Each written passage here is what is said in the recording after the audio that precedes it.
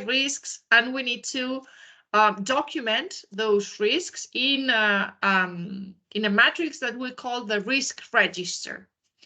So the first challenge you're going to find is what's going to pop up in your mind are going to be risk ideas. You're going to identify like areas of risks, like challenges that the project may face. Those are going to be just like general ideas, but that's not a risk statement. So the first challenge you're going to find is how to translate an idea into a statement, a proper risk statement. So this is what we are going to see or explain today in detail. How to do that? Well, the first thing you need to do, there are 3 steps that you need to follow in order to make sure that your first idea, which is not a risk statement, is translated into a proper risk statement. How to do that? Okay, 3 steps. First one, the first requirement is that you start the statement with a conditional form. So you're going to start with an if blah, blah, blah. Why that? Because a risk is a conditional situation that may happen or may not happen, that may impact my project or may not impact my project. So we are talking about uncertainty. Therefore, we need to focus on the future to prevent some situations.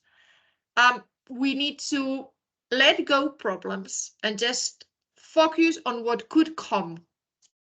So for your mind to get into that provision or that future state, we start the statement with an if. So if blah, blah, blah, blah. Okay, what is the blah, blah, blah, blah?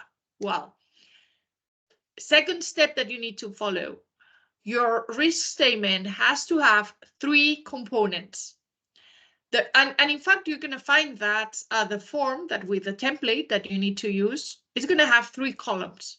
That doesn't mean that in real life, when you go, when you check your risks in Convergence, or when you analyze your risks, you're going to find like 3 separate columns. Probably not. It's going to be just one description.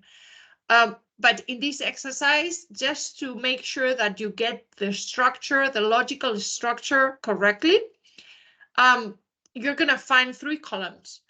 The first column is for the cause. The second column is for the event. And the third column is for the impact. Okay, so cause, event, impact. And the cause being started with an if.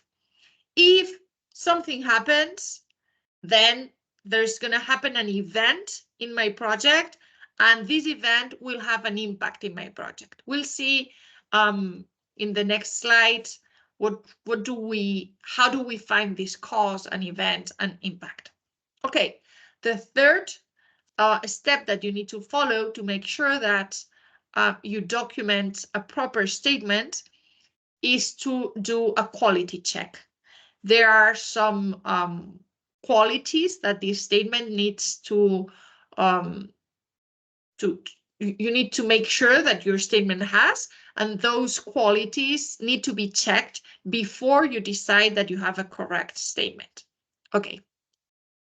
So how do we translate this into practical things? Well, first you see here, so this is your statement. So first you're going to start with your if, and you're going to find the cause. And the cause for this course, which is an introductory course, we need to find an external factor. So if something outside the project, and when we say outside the project, what do we mean?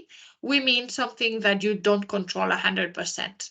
Something that may be in another ministry, or something that is related to the economy, to the political context. So something that you cannot decide how to manage it directly. Other stakeholders may be involved. So if something happens in the world outside my project, that's going to be the cause. The second, which is the event, is what happens to my outputs? So you're going to see, okay, if this happens in the world, what's going to happen to particular outputs? And that's going to be the event of the risk, something that happens to the outputs. And when you have the event, you'll be able to analyze the impact on your project goals. No product or output goals, no component goals, but project goals. So we have, if an external factor happens, my outputs will be impacted in this way. And if these outputs are impacted in this way, I will have an impact on my project goals. Let's see an example.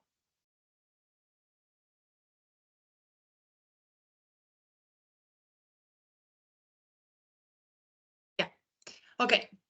This is an example of a correct statement. For example, we'll see.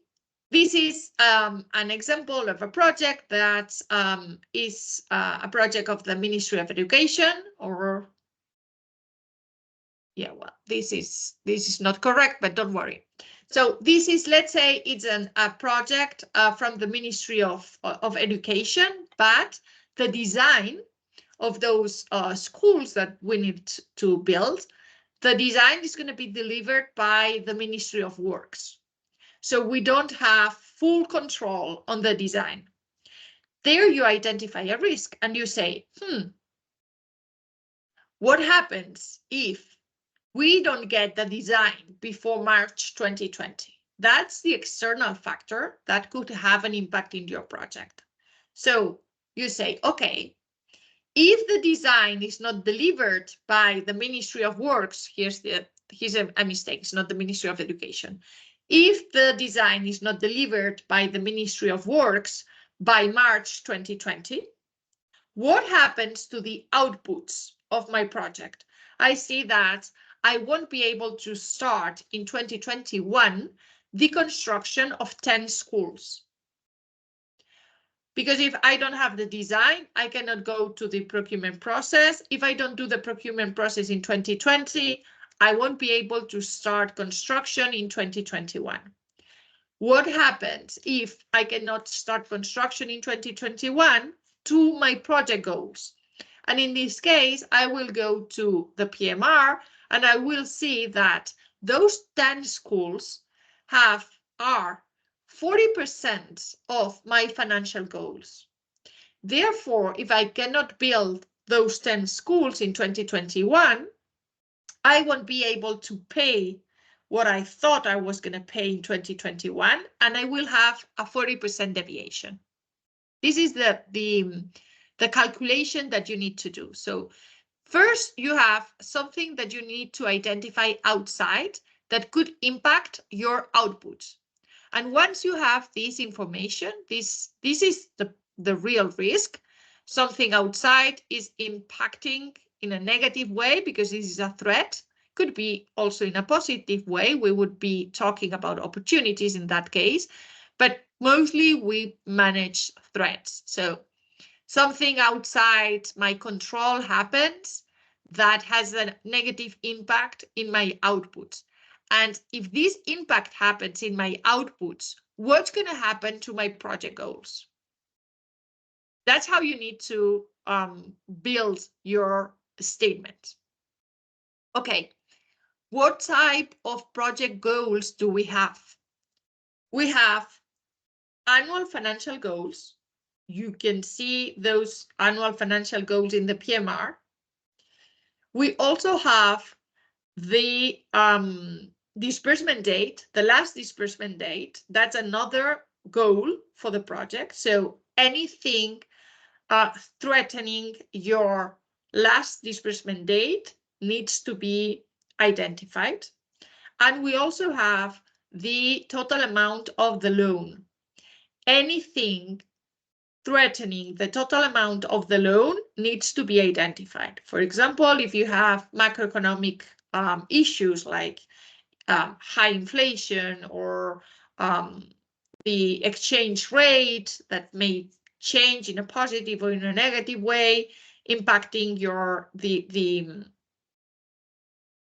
how much do you need for the project.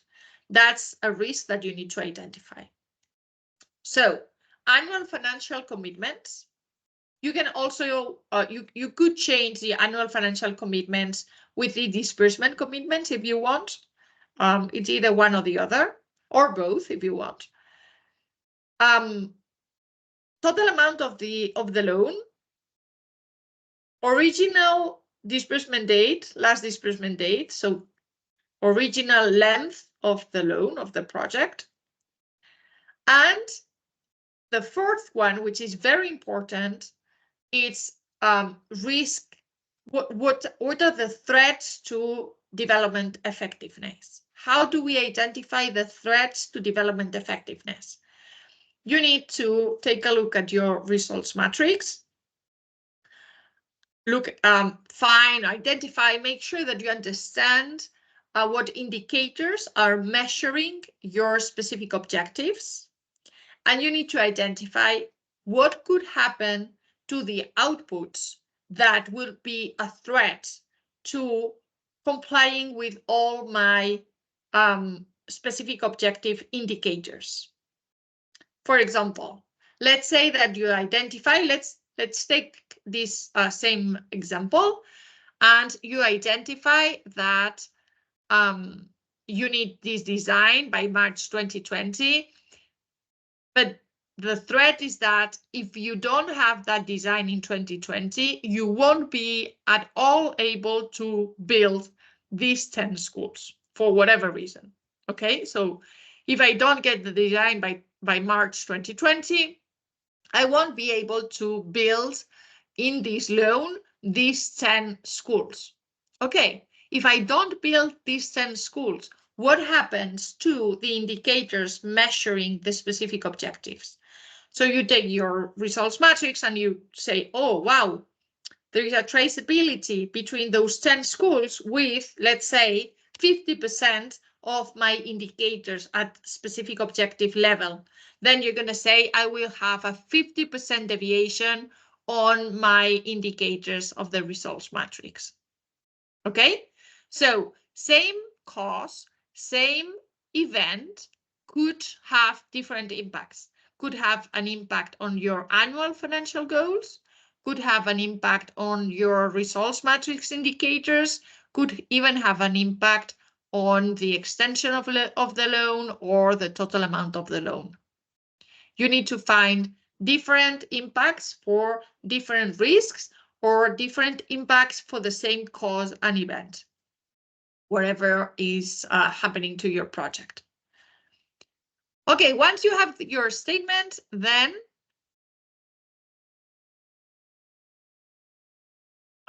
look, we have the different impacts. This is a new version of the presentation. That's why I didn't know these different impacts were here. Okay, so yes, so here we have the example of the deviation from the annual financial goals. Okay, here we have exactly the same one, but threatening the length of the project. So here you will identify that the project will need an extension of at least 6 months.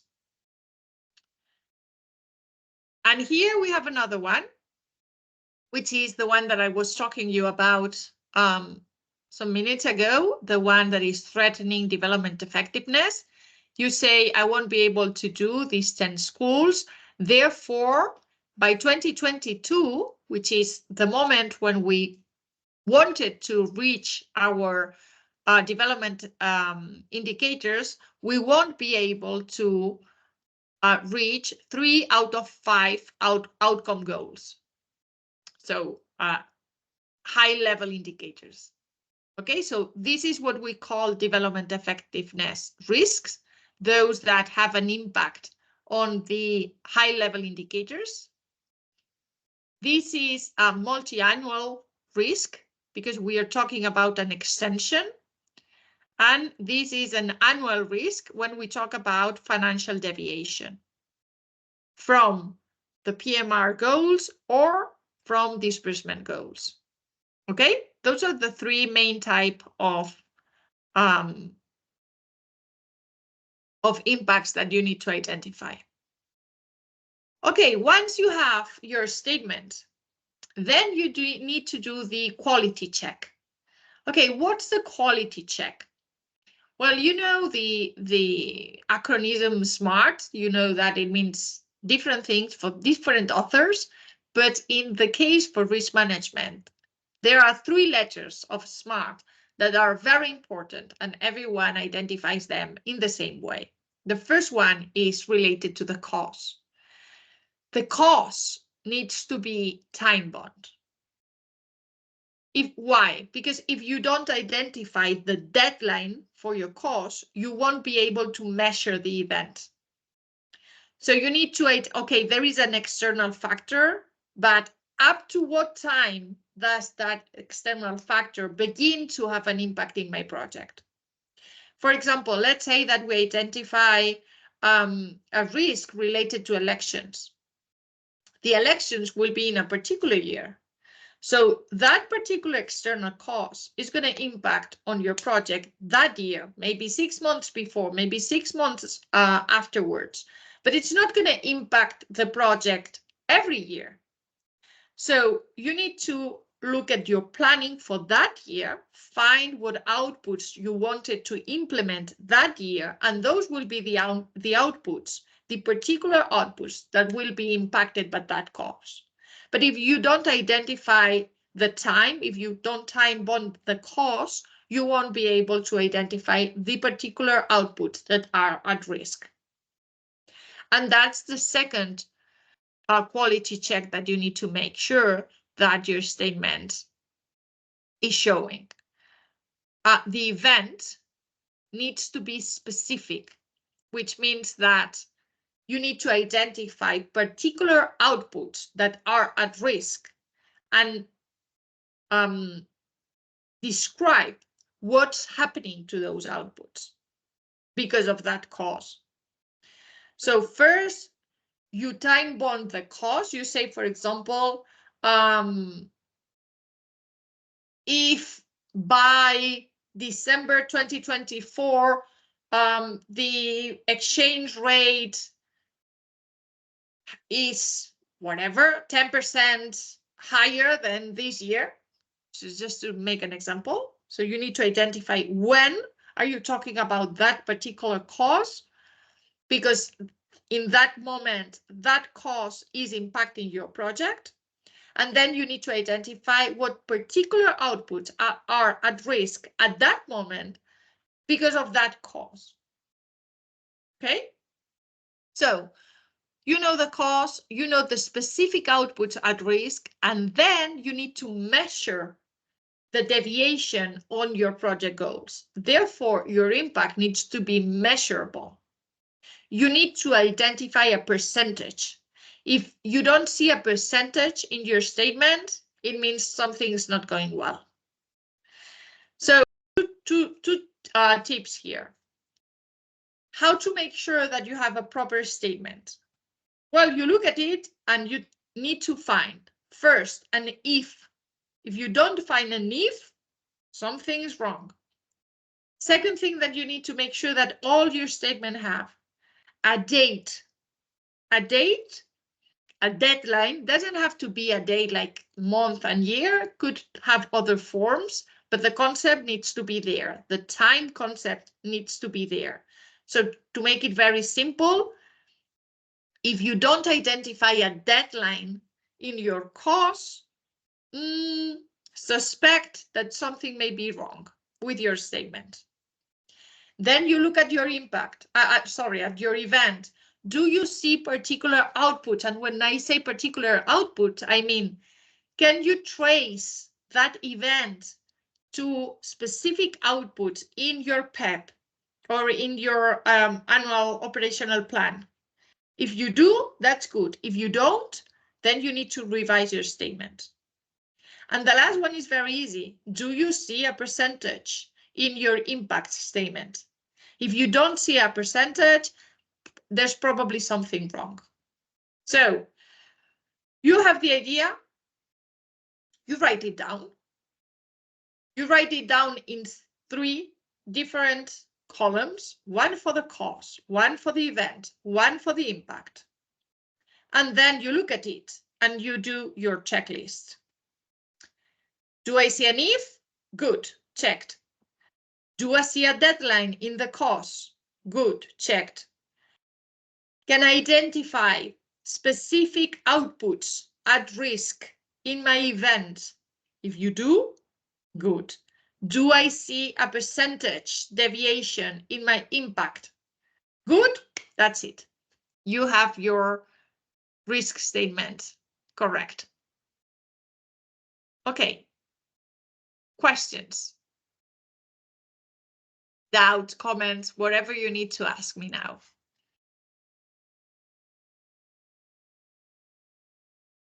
It sounds easier than it is, I have to say.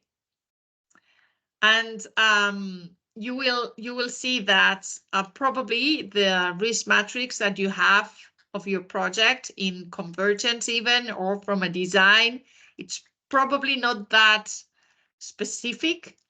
So you need to, maybe you can take some ideas from that matrix, from that original risk management document, but that's going to be it.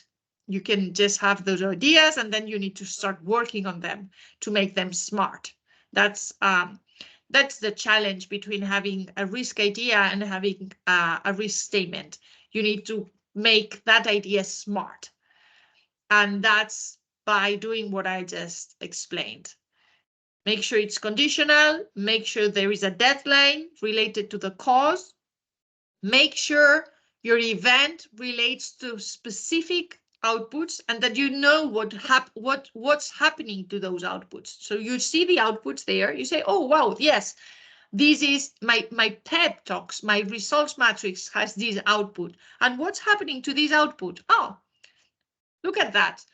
If this cause happens, my outputs will have this situation. And once you know the situation happening to your outputs, you can calculate specifically the deviation that you will have in your project goals. Super clear? Yeah, thank you. Oh, great, good. Okay. So, are you 4 in your group? Yes, correct? Yes. Okay, so you need to do 8 risks. You can do 10, you can do 12 if you want. I'm just going to evaluate 8, 2 per person. What's the benefit of doing 15 if you want? The benefit is that I will choose the best ones. So I will evaluate, I will go through all of them and I will grade you for the best of the total risks statement that you register. But the only mandatory number is 8, 2 per person in your group. Okay, another important thing. The